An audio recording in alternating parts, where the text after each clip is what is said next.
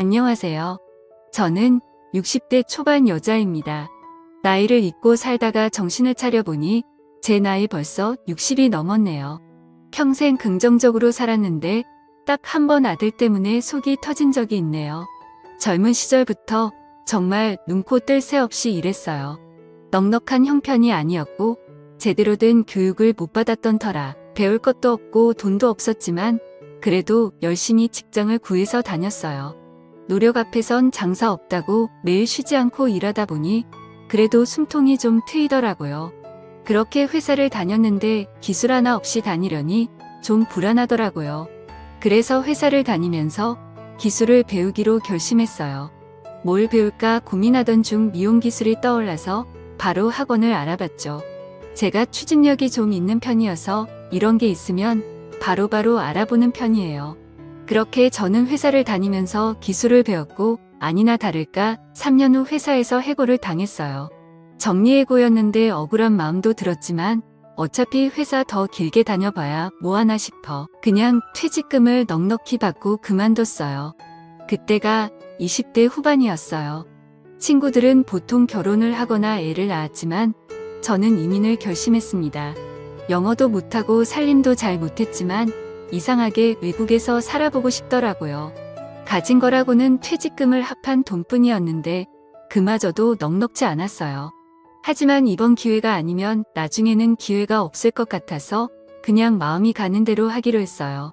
가기 전 6개월 동안 영어를 공부했는데 제대로 배우진 못했고 그냥 책 하나 달달 외우고 갔어요. 미용 기술로 어떻게든 먹고 살겠지 싶어서 비행기 표부터 끄는 것이죠. 지금 생각해보면 참 무모했네요. 젊으니까 가능했던 것 같아요. 미국에 도착한 후 제일 싼 집을 구하러 돌아다녔고 결국 지하 단칸방 하나를 구했어요. 지금은 어떨지 모르겠지만 그땐 인종차별이라는 게 좀 심해서 한국인이 산다고 하면 마늘 냄새 난다고 거절하는 집주인들도 있었어요. 그래도 개중에 친절한 사람들도 있어서 타지에서 온 저에게 잘해줬어요. 말 한마디 걸어주는 게 너무 고맙더라고요. 혼자 해외에서 사는 게 진짜 힘들었거든요. 감기 몸살 걸렸을 땐 한국에 돌아가고 싶었던 적도 있어요. 초반엔 좀 힘들었지만 그래도 다 사람 사는 곳이더라고요. 돈이 아닌 미용실에서 일하기 시작하면서부터 그곳에서 점점 적응하기 시작했어요. 좋은 사장님을 만났고 많이 배웠어요. 돈을 받고 사람 머리를 만져본 적이 없었던 저는 처음 손님을 받았을 땐 손이 벌벌 떨리더라고요. 손님이 머리를 마음에 안 들어 하면 어쩌지 환불해달라고 하면 어쩌지 하며 온갖 생각 때문에 집중이 잘 안 됐어요. 그럴 때마다 사장님은 저를 격려해줬어요. 난 처음에 손님 머리에 땜빵 만들었다니까 희숙 씨 정도면 잘하는 거야. 사장님은 저보다 8살 많았고 나중에 3년쯤 일했을 땐 언니 부르며 친해졌어요. 쉬는 날이면 어김없이 절 불러서 이곳저곳 관광도 시켜주고 맛있는 것도 사줘서 얼마나 고마웠는지 몰라요. 생각해보면 제가 참 사람 복이 많았던 것 같아요. 그곳에서 만난 한국 사람들이 다 좋았거든요. 남들 말 들어보면 같은 나라 사람들이 배신한다고 하던데 저는 그런 사람을 만나보진 못했네요. 남편도 미국에서 만났어요. 주재원으로 나와 생활하는 사람이었는데 한인마트에서 쇼핑하다가 처음 봤고 그 뒤에 저희 미용실에 손님으로 왔더라고요. 나중에 알고 보니 절 만나러 일부러 머리를 자르러 온 거였어요. 그렇게 저희는 미국에서 만나 연애를 하게 됐고 타지에서 기댈 사람이 생겨서 좋았어요. 그때쯤 사장님이 저에게 제안을 했어요. 내가 이 가게 맡아볼래? 사장님은 사정이 생겨 한국에 들어가 봐야 했고 저에게 가게를 한번 해보는 게 어떻겠냐 제안하더라고요. 잘할 것 같다면서요. 사실 저도 언젠가는 제 미용실을 오픈해서 해보고 싶다는 생각을 하고 있었기 때문에 좀 이르긴 했지만 덥석 그 제안을 받아들였어요. 그런데 막상 내 미용실을 운영하게 되니 신경 쓸 게 한두 가지가 아니었고 매출이 점점 줄어들었어요. 심지어 경쟁 가게까지 생기는 바람에 폭삭 무너지기 일보 직전이었죠. 그때 정말 너무 힘들어서 머리카락이 많이 빠지고 불면증까지 생겼어요. 이제까지 노력한 게 있는데 이대로 포기할 순 없어서 하나부터 열까지 싹 다 바꾸기로 했어요. 미용실 구조도 바꾸고 가격표도 바꾸고, 그리고 요즘 유행하는 게 뭔지 제가 여태껏 공부를 안 했더라고요. 반성하며 꼼꼼히 공부했습니다. 머리 스타일 같은 경우에는 1년도 안 되어 유행이 바뀌기 때문에 재빨리 그에 맞춰야 한다는 걸 뒤늦게 깨달았어요. 그리고 작은 명함처럼 생긴 쿠폰을 만들어서 한인교회 헬스장 등을 돌아다니면서 사람들과 만나고 친해지면서 나눠줬어요. 정말 해볼 수 있는 건 다 했죠. 다행히도 제가 노력한 끝에 손님들이 점점 늘기 시작했고, 너무나 감사하게도 입소문을 타서 2년 정도 지났을까요? 저희 미용실이 동네에서 가장 잘 나가는 곳이 됐어요. 한인들 중 음식점이나 세탁소 등 사업을 하는 사람들은 가끔 저에게 물어보기도 했어요. 어떻게 하면 가게를 잘 운영할 수 있냐고요. 저는 그럴 때마다 마땅히 대답해 줄 수 있는 게 없었어요. 왜냐하면 실패하지 않기 위해 죽도록 노력한 것밖에 없었으니까요. 생각보다 많은 돈을 벌게 되었지만 아끼던 습관이 아직 남아있어서 돈을 펑펑 쓰지 못했어요. 언제 망할지도 모르는데 생각 없이 돈을 쓸 수는 없었죠. 그리고 돈을 쓸 틈이 없었던 것 같아요. 항상 일하거나 아니면 자는 거였으니까요. 그렇게 쉴 틈 없이 일을 하던 중 건강이 갑자기 안 좋아져서 병원 신세를 지게 되었고, 한국에 비해 병원비가 비싼 미국에서 도저히 오래 있을 수 없겠다는 생각이 들더라고요. 미용실을 그만둬야 하나 고민하게 되었어요. 그때 마침 지금의 남편이 저에게 자기 일은 주재원 생활 끝나고 한국에 돌아가야 하는데 같이 가서 결혼하지 않겠냐고 하더라고요. 미국 생활이 지쳤기도 했고 남편과 헤어지고 싶지 않아서 큰 결심을 내렸어요. 미용실을 다른 사람에게 넘기고 남편과 한국에 들어갔죠. 들어가자마자 양가 부모님께 인사드리고 식을 간소하게 올리고 바로 살림을 합쳤어요. 30이 넘은 나이에 결혼했는데 지금은 늦은 나이가 아니지만 그땐 양가 부모님 모두 손주를 원하셨고 저도 아이를 낳고 싶어서 한동안 일을 관뒀어요. 2년 만에 임신이 되었고 아들을 낳으면서 저는 본격적으로 육아의 길로 접어들었어요. 일과 비교했을 때 저는 육아가 좀 더 힘들었던 것 같아요. 아무래도 하루 종일 붙어서 돌봐야 하는 일이니 체력도 떨어지고 밤마다 울어서 잠도 제대로 못 자게 되더라고요. 그래도 그 뿌듯함이란 말로 표현할 수 없을 정도였어요. 아이를 낳으니 정말 주변 사람들 말대로 새로운 세계가 열리면서 나는 인생을 여태껏 몰랐구나 하는 생각까지 들더라고요. 여태껏 저는 저밖에 모르는 이기적인 사람이었고 주변에서 말하는 그런 모성애에 대한 기분을 공감하지 못했어요. 하지만 막상 경험해보니 그 마음을 알겠더라고요. 아이를 위해 내가 무엇이든 할 수 있겠구나. 목숨을 바칠 수 있겠구나. 저에게도 모성애라는 게 생기더군요. 그 뒤로 둘째도 낳고 싶었지만 축복이 내려오지 못했어요. 그래서 그냥 아들 하나 잘 키우자 싶어 일찍이 포기했고 가정주부로 열심히 살았어요. 가끔 알바 같은 일을 하긴 했지만 매일 하루 8시간 이상 일하는 곳은 도저히 엄두가 안 나더라고요. 그러던 중 미국에서 알고 지냈던 분이 한국에 와서 미용 사업을 같이 해보자는 제안을 했고 그때 아들이 고등학생이었기 때문에 시간이 여유가 있었어요. 다시 마음이 설레더라고요. 오랫동안 아이를 키우며 살다 보니 저 자신을 잃은 것 같기도 했고 가끔은 좀 우울할 때가 있었거든요. 남편도 흔쾌히 제가 일하는 걸 지지해줘서 용기를 얻었어요. 다시 일을 하기로 결심한 것이죠. 대신 아들이 20살이 될 때까지는 일과 가정 둘 다 집중하기로 했어요. 처음엔 가볍게 시작했던 사업이 하다 보니 욕심이 생기고 제대로 하자 싶어 집에서도 일 생각을 하게 되더라고요. 아들의 고3 시절이 지나고 대학생이 되자마자 저는 본격적으로 사업에 뛰어들었고 몇 년 하다 보니 남편보다 벌이가 더 많아졌어요. 남편이 버는 돈은 생활비로 쓰고 제가 버는 돈은 차곡차곡 모아 더 넓은 집으로 이사를 갔고 아들은 집에서 대학을 다녔어요. 남편도 일하고 저도 일하고 아들은 대학교를 다니다 보니 집을 관리해줄 분이 필요하더라고요. 그래서 가사 도우미 한 분을 데려왔어요. 40대 여자인데 야무지게 일을 잘한다고 입소문이 나서 어렵게 모셔온 거였어요. 전반적인 집안일을 부탁했는데 정말 알아서 잘하더라고요. 제가 살림하는 것보다 훨씬 더 잘해줘서 집에 들어갈 때마다 기분이 좋았어요. 보통 저희 집에서 제가 제일 바쁜 편이었어요. 새벽에 나가서 새벽에 들어오기 일쑤였고 아침, 점심, 저녁 모두 밖에서 먹는 게 일상이었어요. 그래서 가사도우미 일을 하는 그 사람과는 마주칠 일이 없었죠. 오히려 남편과 아들이 더 마주쳤던 것 같아요. 반찬도 정갈하게 만들어 놓고 가고 화분도 잘 키우고 모든 게 완벽한 가사도우미였어요. 되도록이면 오래 같이 일해줬으면 하는 마음에 6개월마다 월급을 올려줬어요. 명절 땐 보너스도 같이 주고요.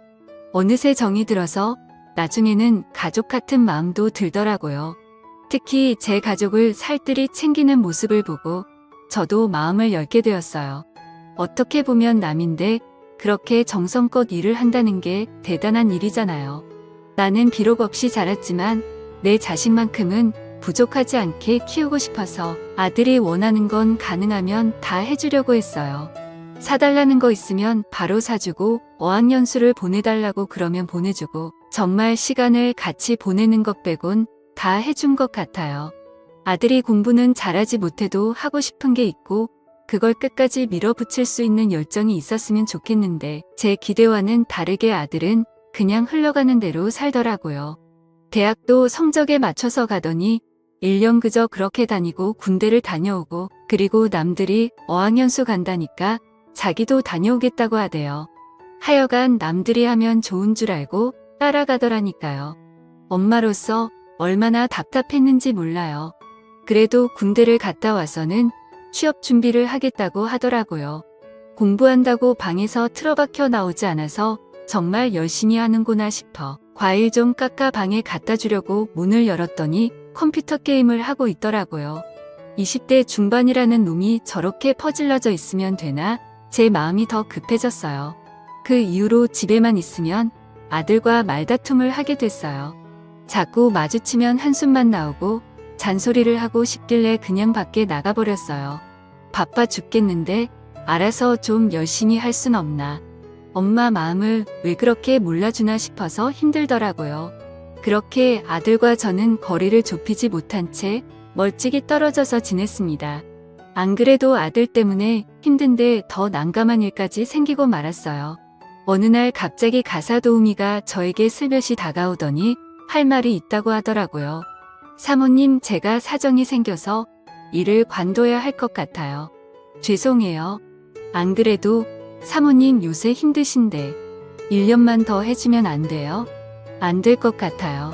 사정이 많이 심각한가 봐요. 네, 죄송합니다. 가사도우미가 관두게 되면 제가 많이 힘들어져서 어떻게든 붙잡아야 했어요. 하지만 이미 단호하게 결정을 한 것 같더라고요. 사정은 말해주기 곤란하다고 하고 그냥 나가겠다고 하니 저도 많이 당황스러웠어요. 하지만 별 수 없었어요. 가겠다는 사람을 붙잡기란 정말 힘들더라고요. 저는 아쉬운 대로 다른 사람을 알아보기로 했죠. 그래도 몇 년 같이 지냈는데 떠나보낼 때 아쉬워서 명품백 하나를 사서 선물했어요. 자꾸 괜찮아요 하면서 안 받겠다고 하는 걸 손에 쥐어줬네요. 월급도 좀 더 보태서 넣어줬어요.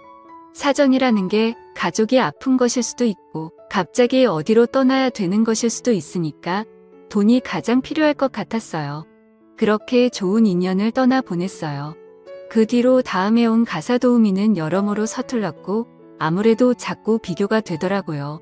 참 잘 맞는 사람 구하기 힘들구나 싶었어요. 가끔은 전에 있었던 가사도우미와 연락하며 지내기도 했어요. 생일이면 핸드폰 친구 목록에 뜨더라고요. 생일 때마다 축하한다고 쿠폰을 보내줬죠. 저희 아들은 27살이 되던 해 드디어 취업을 했어요. 드디어 아들이 스스로 밥 벌어먹고 살 수 있겠다 싶어서 가슴을 쓸어내렸는데 아들이 갑자기 저에게 와서 이런 말을 했어요. 나 이제 독립하려고. 독립? 돈은 있고 엄마가 집 구해줘. 나 사실 할 말이 있어. 뭔데 왜 그렇게 심각한 표정이야. 아들은 저에게 일단 놀라지 말라고 하더라고요. 무슨 말이길래 마음의 준비까지 해야 하나 싶었어요. 나 만나는 사람이 있는데 결혼하고 싶어. 그게 뭐가 놀랄 일이야. 축하할 일이지. 한번 데리고 와 밥이나 먹게. 그게 나이 차이가 좀 나서 얼마나 차이 나는데 아들은 한참이나 말이 없더라고요. TV에서 보면 8살 차이도 있고 10살 차이도 있고 심지어 그 이상도 있잖아요. 저는 아들이 연상연하든 나이차가 많든 서로 사랑하기만 한다면 어느 정도 이해해 주려고 했어요. 27살 아들의 말을 듣고 저는 귀를 의심했어요. 27살. 지금 내가 27살인데 27살 차이 나는 여자를 만난다고? 미쳤어? 순간 이성을 잃었어요. 아니, 그렇잖아요. 아들이 27살 나이 차 여자랑 만난다는 걸 환영하는 엄마가 이 세상에 어디 있나요? 저는 바로 아들의 등짝을 때리며 울었고 아들은 저에게 나도 성인이야. 내 마음대로 만나지도 못해? 하며 대들더라고요. 내 마음대로 할 거면 엄마 볼 생각도 하지 마. 이번엔 엄마 말 들어. 너 진짜 이번에 말 안 들으면 끝장인 줄 알아. 저는 흥분해서 아들에게 소리를 질렀고 아들은 그런 저를 보더니 절레절레 고개를 젓고는 일어나서 짐을 챙겼어요. 너 나가기만 해봐. 이제 상관하지 마. 내 인생이야.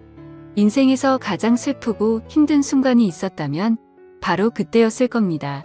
말 그대로 심장이 내려앉는 기분이었어요. 아들은 대충 짐을 챙기더니 집 밖으로 나가버렸어요. 주저앉아서 멍하니 있는데 갑자기 현관문이 열리더니 또 아들이 들어오더라고요. 핸드폰을 방 안에 두고 나갔던 거였어요. 그때 이러고 있을 때가 아니라는 생각이 들었어요. 저는 몰래 아들을 쫓아가기로 했어요. 아들은 걷고 저는 차를 타고 가니 따라잡을 수 있겠더라고요. 핸들을 잡는데 손이 벌벌 떨렸어요. 마음을 진정시키고 따라갔는데 아들이 버스를 타는 걸 봤어요.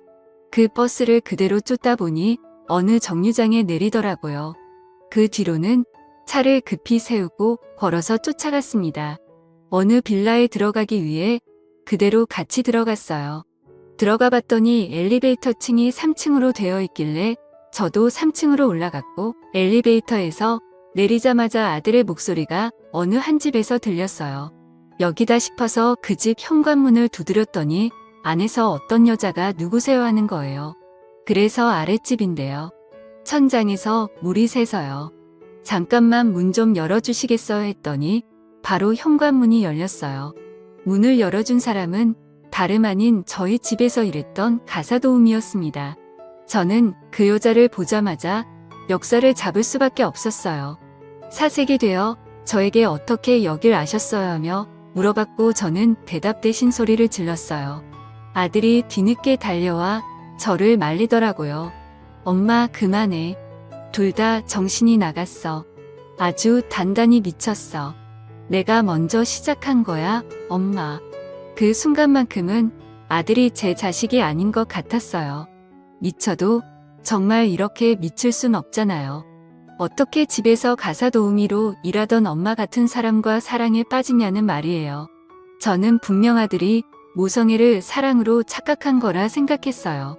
그렇지 않고서야 이게 말이 되는 일인가요? 저는 흥분한 나머지 식탁에 있는 컵을 들어 그 여자 얼굴에 물을 끼얹고 현관문 앞에 놓여있는 음식물 쓰레기 봉투를 들어서 바로 여자의 얼굴에 던졌어요. 얼굴에 오물이 묻는데도 묵묵히 그냥 맞고만 있더라고요. 그 모습에 저는 더 화가 났어요. 마치 포기하지 않겠다는 것처럼 꼿꼿하게 서 있더라고요. 아들은 계속 저에게 그만하라고 하면서 소리를 질렀고 저는 거의 정신 나간 사람처럼 그 집을 헤집고 다녔어요. 아들을 끌고 나오려고 했지만 힘이 부족했고 결국 남편에게 전화해서 당장 여기로 오라고 했어요. 남편은 도착하자마자 아들에게 소리를 질렀고 아들도 덩달아 소리 지르며 대들었어요.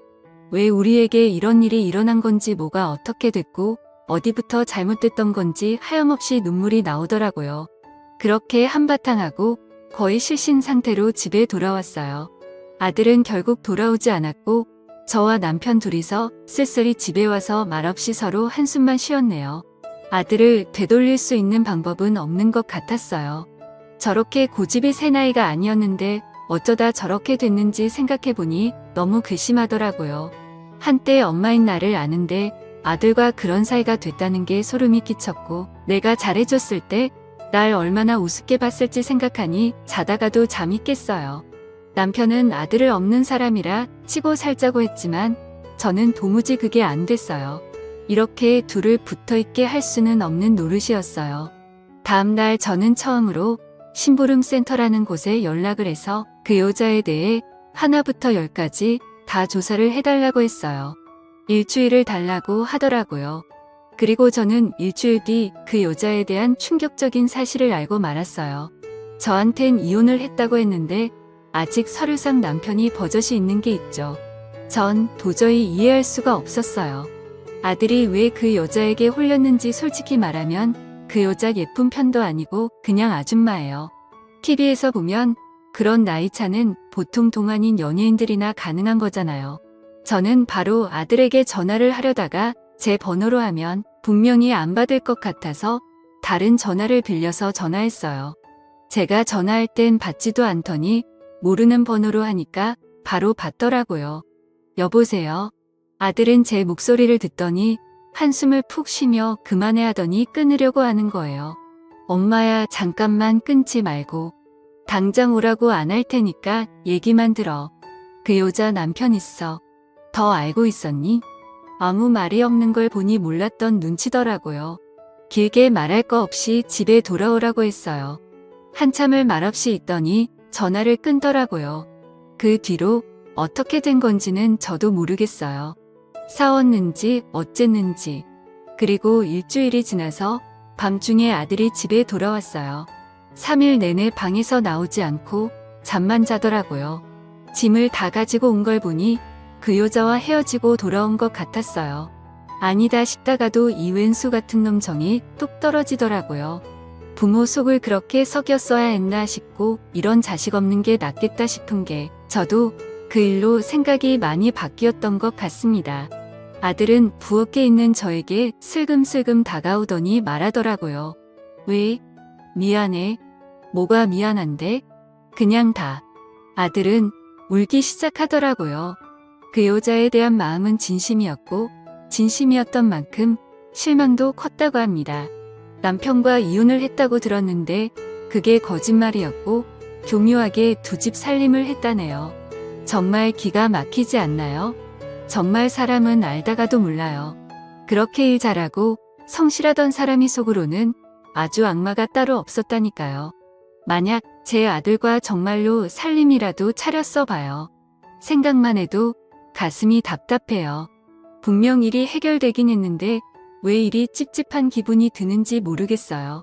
아마도 너무 큰 충격이어서 그런가 봐요. 이번 일로 저는 아들에 대해서도 다시 생각하게 됐습니다. 다 내 자식이지만 이렇게도 낯설 수가 있을까 싶었어요. 저는 일단 아들에게 모든 지원을 끊고 지켜보기로 했어요. 부모 가슴에 대못을 박았으니 벌을 치러야죠. 그리고 며칠 후 저희 집에 누가 찾아온 줄 아세요? 그 여자가 우리 애를 보고 싶다며 현관문을 두드리길래 소금 한 바가지를 가지고 가서 뿌리고 다시는 찾아오지 말라고, 다시 오면 경찰에 신고할 거라고 했어요. 그 뒤로는 코빼기도 안 보이더라고요. 지금은 2년이 지났네요. 지금 아들은 나름 회사를 잘 다니고 있고 새로 만나는 사람이 생겼어요. 앞으로 무슨 일이 일어날지 모르겠지만 어쨌든 그때처럼 큰일은 벌어지지 않았으면 좋겠어요. 그저 무탈하게 지나가는 게 정말 큰 행복이라는 걸 깨닫게 되었네요. 여러분들은 어떠신가요? 다들 평안하신가요? 저같이 힘든 일은 안 겪으셨으면 좋겠어요. 그날 일이 아직도 생생하게 떠오르네요. 감사합니다.